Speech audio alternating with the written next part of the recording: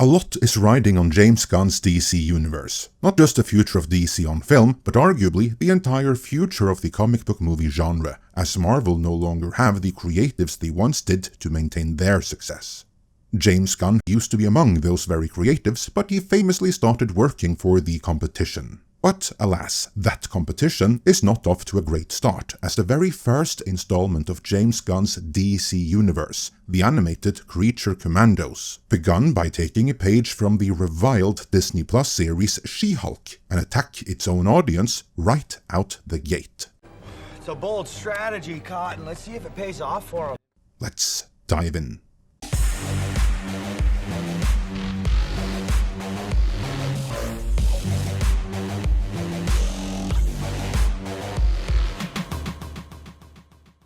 I have long maintained that James Gunn's DC universe, for all intents and purposes, is the Peacemaker cinematic universe.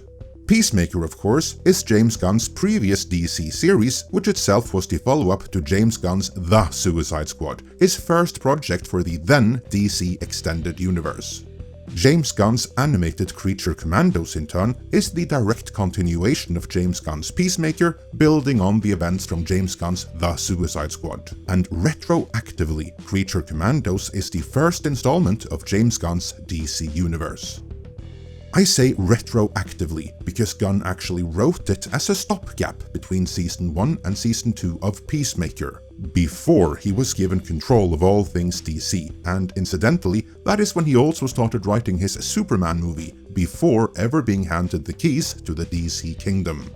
Once those keys were given to him though, he simply continued what he already had in motion, by greenlighting the already written Creature Commandos while he finished up writing his Superman and Peacemaker Season 2, and all three of them will be connected by Frank Grillo's Rick Flag Sr., who is introduced in animated form in Creature Commandos, and thus, Creature Commandos retroactively became the first installment of James Gunn's brand new DC universe, even though it was written for the post-Snyderverse of the now defunct DC Extended Universe. I know opinions on James Gunn doing it this way are severely mixed, to say it at least, but personally, I don't mind because I'm a big fan of Peacemaker. Seriously, I hold it up there with Daredevil Season 1 as one of the best comic book TV series ever created, but opinions are obviously divided on the topic. What they are less divided about though is that Creature Commandos is hardly a flying start for the new DC universe. Not so much because of the rest of the events in the 2 out of 7 episodes released thus far, but because they pulled a She-Hulk and started attacking the fans right after the opening credits ended in the very first episode. In the beginning of the first episode, we're given an exposition dump, as we learn that the apparent villain of the series is Cersei, a rogue Amazonian and reputed sorcerer determined to conquer the nation of Pokolistan, and after that, Themyscira. Helping her are her simps and loyal minions, the sons of Themyscira, and these guys are what gives off the She-Hulk vibes. Remember how in She-Hulk, the ultimate villain of the series were the showrunner's interpretation and visualization of toxic fans. There was even a Doomcock knockoff in there, and the She-Hulk cast and crew high-fived each other in the entertainment media press at the time, arguing that the real fans acted just like their fictionalized toxic fans, even though in reality nothing could be further from the truth. Their so-called predictions were way off base, so was the fan response, but of course, no one in the entertainment media checked them on this. Still, they appeared to have a lot of mean-spirited fun at the fans' expense, but it didn't work out too well for them in the end.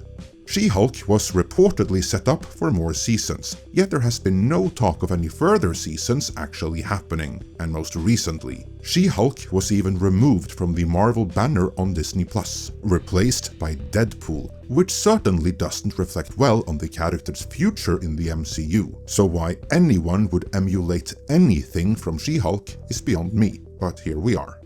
To be fair to James Gunn though, he might not actually have made any conscious effort to emulate She-Hulk.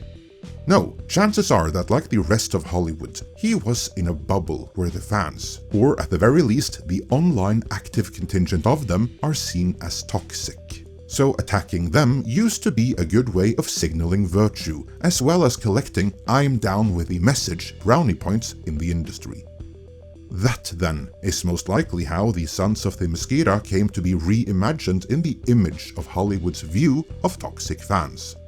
Indeed, in James Gunn's Creature Commandos, they act like total dude bros, complain about women and how women have cooler stuff, and go under aliases like Critical Skeptical Facts Over Feelings, a name which references a number of prominent YouTubers and commentators right there, and No Soy Boy. But since the creators can only create what they know, these Sons of Themyscira guys do appear to have a lot of soy in their diet, because there's a lot of estrogen there.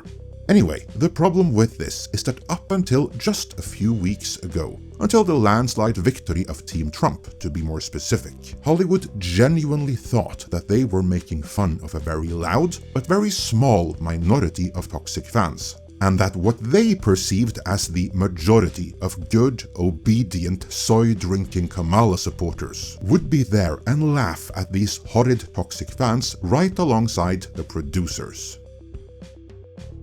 The reason Hollywood was so shell-shocked by this election result, then, is the realization that what they thought was a small minority it was cool to pick on is, in fact, the majority of their audience. As we've covered before, Grace Randolph was the bellwether to this insight. People have said, you're in an echo chamber. We hear that all the time. And everyone's like, you're in an echo chamber. And now we're like, wait a minute, I think I might actually be in an echo chamber. Like, I think that is very much the case, but here's where that's, I think, the most important. Sure, we're all in these bubbles, but how big are the bubbles? We had assumed that the Democratic progressive echo chamber was the bigger one. Oh, no, sir. I believe the conservative Republican echo chamber is bigger. So, in short, James Gunn may have thought that he was having a go at the small subset of the DC fanbase that the majority of fans don't like either. But as it transpired, in reality, he started his DC universe by mocking the majority of DC fans. Not a great plan, especially in light of so many not being sold on his plan to make his own stories centered around Peacemaker the linchpin for his new and improved DC universe in the first place. For his and DC's sake, and by extension, the rest of Hollywood's sake, I hope they're all able to realize that they're actually in a bubble that does not reflect the rest of the world, and come to accept that the people they have been mocking as a toxic minority of fans are in fact the majority of the audience, and pivot away from doing that yesterday. I mean, they've already turned the audience away by going all in on the message that no one wanted this past decade. And they're not going to win the fans back again by treating them explicitly as villains on screen. Marvel is in the process of realizing this the expensive way, as Captain America 4 is going back for even more reshoots. For DC, it's already too late for Creature Commandos. But will James Gunn get the memo in time to avoid similar controversy with Superman, the one project that really matters? Let me know your thoughts in the comments.